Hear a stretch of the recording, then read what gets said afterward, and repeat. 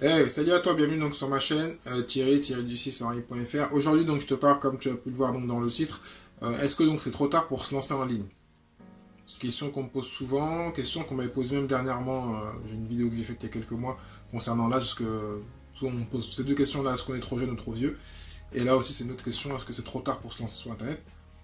La personne, bien sûr, c'est une personne qui débute parce qu'elle n'a même pas précisé si c'était de l'affiliation, si c'est le dropshipping, si c'est Amazon.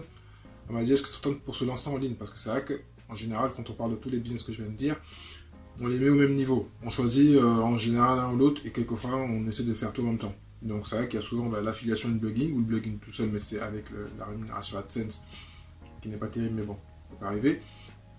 Après, donc, l'e-commerce avec Amazon, on est un peu plus de fonds, mais en étant adossé à un gros site qui amène beaucoup de trafic, ou sinon donc le dropshipping parce qu'il n'y a pas beaucoup de fonds et que c'est la mode, et puis que la Chine produit pas cher, et puis que des plateformes se développent comme Shopify.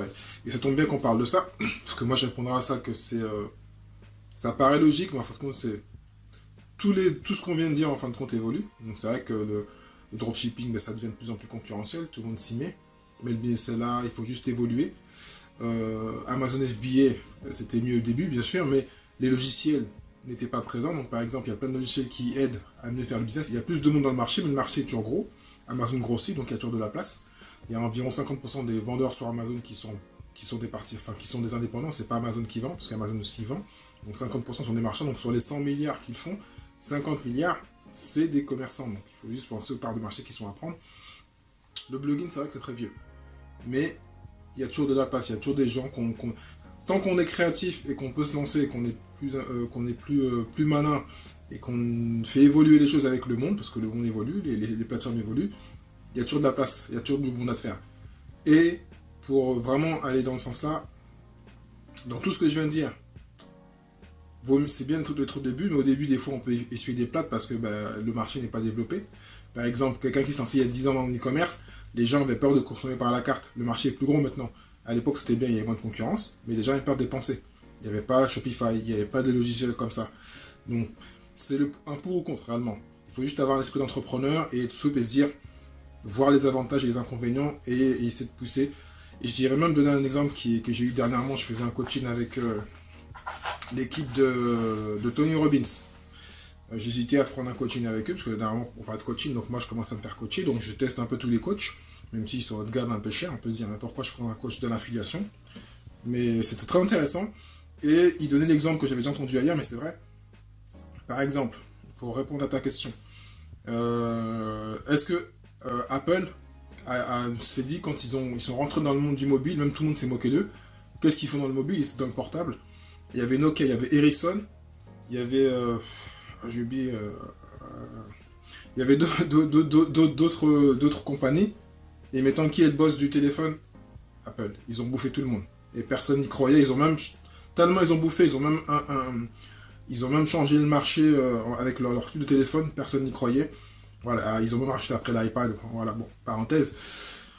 Dans un autre domaine, Netflix. Quand ils sont arrivés, pareil, tout le monde se moquait d'eux. Il y avait Blockbuster, on allait prendre ceux qui sont comme mon âge, on allait prendre les vidéos à l'extérieur, vidéos futures, enfin tout ça.